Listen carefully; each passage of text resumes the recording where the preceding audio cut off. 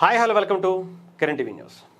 తవ్వే కొద్దీ తవ్వకాల్లో నిధులు, మాణిక్యాలు, వజ్రాలు దొరుకుతున్నట్టుగా మెగాస్టార్ చిరంజీవి గారు చేసినటువంటి అన్నీ కూడా ఆయన చేసినటువంటి సేవా కార్యక్రమాలు తవ్వే కొద్దీ వస్తానే ఉన్నాయి.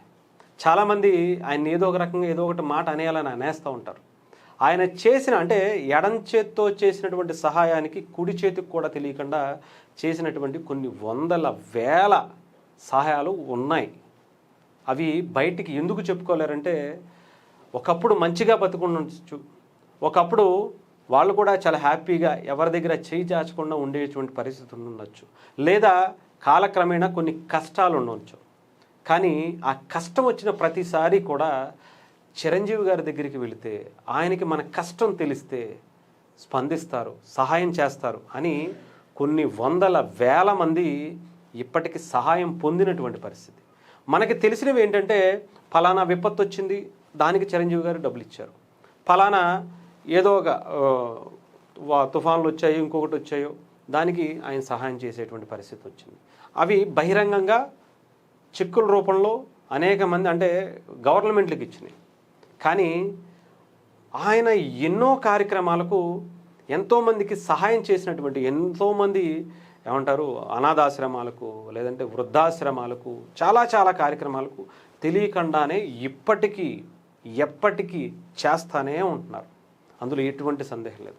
అలాంటిది రీసెంట్గా మనం చూసాం, ఒక యాక్టర్ ఆయనతో పాటు పనిచేసినటువంటి ఒక ప్రసాద్ బాబు గారు రుద్రవీణ టైంలో ఆయన బ్రదర్గా పనిచేసినటువంటి ఆయన కూడా మొన్న చూసాం. ఎవరికి తెలీదు, నేను చెప్పుకోలేదు, ఎందుకో ఆయన ఈరోజు బయటకు వచ్చి చెబితే తప్ప ఆ సహాయం గురించి ఎప్పుడో 20 ఏళ్ల క్రిందట చేసినటువంటి సహాయం గురించి ఆ వ్యక్తే ఇప్పుడు బయటకు వచ్చి చెబితే తప్ప చిరంజీవి గారి గొప్పతనం గురించి ఆయన చేసినటువంటి ఆ సహాయం గురించి ఇప్పటివరకు బయటకు రాల. అలాంటిదే ఇంకొక కార్యక్రమం ఇక్కడ, ఇది ఇప్పుడు కూడా కాదు, ఇది కూడా నాకు తెలిసి లాస్ట్ ఇయర్తో బిఫోర్ లాస్ట్ ఇయర్తో అనుకుంటా, చిరంజీవి గారి బర్త్డేకి సంబంధించి ఆ సెలబ్రేషన్ జరుగుతుండగా ఒక జర్నలిస్ట్, మన సినిమా జర్నలిస్ట్ సుబ్బారావు గారికి హెల్ప్ కావాలంటే ఆయనకు ఒక మెసేజ్ పెట్టగానే స్పందించినటువంటి తీరు గురించి ఆయన మాటల్లోనే ఒక ఇంటర్వ్యూలో చెప్పారు. అది ఒకసారి మీకు చెప్తాను, వినండి. మెసేజ్ పెట్టాను, ఎందుకంటే నిన్న పాపం నేను బర్త్డే సెలబ్రేషన్స్ గ్రాండ్గా జరిగినాయి, సార్ బాగా అలసిపోయి ఉంటారు, ఆ మెసేజ్ చూడటానికి కూడా ఒక 1 or 2 days పడుతుందేమో అనుకున్నాను. నేను వితిన్ 1 hourలోనే చిరంజీవి గారు స్పందించి ఇమ్మీడియట్గా కాల్ చేశారు. ఏంటి సుబ్బారా, ఏంటి ఏమైంది అంటే, ఇలా సో ఇలా జరిగిందన్న. ఓకే, లీవ్ ఇట్ ఎవ్రీథింగ్, నీకేంటి, నువ్వు ఇప్పుడు ఇమ్మీడియట్గా హాస్పిటల్ నుంచి ఇంటికి వెళ్ళాలి, అంతే కదా, మనిషిని పంపిస్తున్నాను, నువ్వు ఇంటికి వెళ్ళిపో హాయిగా, ఈ మెడిక్లెయిమ్ అవన్నీ పక్కన పెట్టేసాయి, అయిన తర్వాత చూసుకున్నావు నా ఒక మాట. ఆ మాటతో ఇప్పుడు నిజంగా గ్రేట్ అండి. అసలు ఆయనకి అంత ఇమ్మీడియట్గా స్పందించాల్సినంత అవసరమూ లేదు. కానీ హెడ్స్ ఆఫ్ టు మెగాస్టార్ అండి, ఆయన అంత ఇమీడియట్ గా స్పందిస్తారని అసలు నేనైతే ఎక్స్పెక్ట్ చేయలేదు. ఇమీడియట్ గా ఆయన ఎందుకంటే ఆయన ఉన్న హెక్టిక్ షెడ్యూల్లో ఆయన తిరుమల వెళ్ళొచ్చారు, నిన్న బర్త్డే సెలబ్రేషన్ జరిగింది, ఇంత ఫాస్ట్ గా స్పందించి, అంటే మన ఇండస్ట్రీలో మన మనుషులు అంటే ఎంత కేర్ తీసుకుంటారో చిరంజీవి గారు అనడానికి ఇది ఒక నిదర్శనం. అలాగే మన జర్నలిస్టుల పట్ల ఆయన ఎంత ప్రేమ ఉంది. ఇది ఒక సినిమా జర్నలిస్టు అని చెప్పింది. అదే సినిమా జర్నలిస్టులు అందరికీ కూడా ఆ ఇష్యూ జరిగిన తర్వాత అనుకుంటా అందరికీ కూడా హెల్త్ కార్డులు ఆయన సొంత డబ్బులు పెట్టి పంపించారు. అలాగే బ్లడ్ బ్యాంక్లో ఇన్నిసార్లు చేస్తే వాళ్ళందరికీ కూడా, ఇన్నిసార్లకి మించి చేసిన వాళ్ళందరికీ కూడా హెల్త్ కార్డు ఆయన సొంత డబ్బులు పెట్టి చేపిస్తున్నటువంటి పరిస్థితి. CCT ద్వారా ఆక్సిజన్ బ్యాంక్స్ కావచ్చు, ఇంకొకటి కావచ్చు, ఇవి మనకు తెలిసినవే. తెలియనివి ఇలాంటివి కొన్ని వందల వేలు ఉన్నాయి. అంతేగాని మనం మొన్న ఇది ఎందుకు మాట్లాడుతున్నారంటే, రీసెంట్గా కొంతమంది మాట్లాడారు ఆయన ఏం చేశారు అయ్యా అని.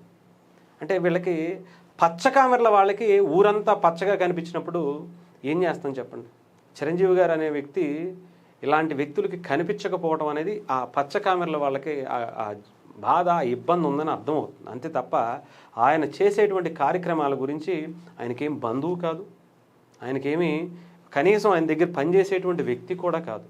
అయినా కూడా ఆయన ఇప్పటికీ స్టిల్ ఈ రోజుకి ఆయన ప్రతిరోజు ఏదో ఒక సేవా కార్యక్రమం ఆయన ఇంటి నుంచి వెళుతూనే ఉంటుంది. అందులో ఎటువంటి డౌట్ లేదు. ప్రతి నెల కూడా సస్టైన్ ఒక అమౌంట్ చెక్కుల ద్వారా ప్రతి ఆర్గనైజేషన్కి కొంతమందికి పెన్షన్ రూపంలోనూ ఇంకొక రూపంలోనూ పంపిస్తూనే ఉన్నటువంటి పరిస్థితి స్టిల్ ఇప్పటికీ ఉంది, ఎప్పటికీ ఉంటుంది. ఎప్పటికీ అది పెరుగుతుంది తప్ప తగ్గేటువంటి పరిస్థితి అయితే ఆయనకి ఉండదనే చెప్పాలి. ఇదేమైనా చెప్తున్నాను కదా చిరంజీవి గారు, ఆయన మన తెలుగువారు అవటం మనకి ఎంత అదృష్టమో మాటల్లో చెప్పలేము. ఇంతమంది సహాయం పొందినటువంటి వ్యక్తులు బయటకు వచ్చినప్పుడే ఆయన విలువ మనకు తెలుస్తుంది. ఒక కష్టపడి ఒక బ్యాక్గ్రౌండ్ ఎవరు లేకుండా ఈరోజు సినిమా ఇండస్ట్రీకి వచ్చి ఈరోజు ఇన్ని వందల వేల మందికి సహాయం చేస్తూ ఒక బ్యాక్ బోన్గా, ఒక బాస్గా, ఒక గాడ్ ఫాదర్గా మనకి ఆయన నిలుస్తున్నటువంటి పరిస్థితి ఉంది. దయచేసి చెప్తున్నాను కదా, మీకు తెలియకపోతే కామ్గా ఉండండి అంతే తప్ప అనవసరంగా ఆయన లాంటి గొప్ప వ్యక్తిని ఇన్ని కార్యక్రమాలు చేసేటువంటి అవకాశాన్ని అయినా నాకు అవసరం లేదయ్యా నేను చేయను అని అంటే కూర్చోవచ్చు అని ఏం అడగరు. ఎవరు ఏం మాట్లాడేసేటువంటి పరిస్థితి కూడా ఉండదు. అర్థమైందా?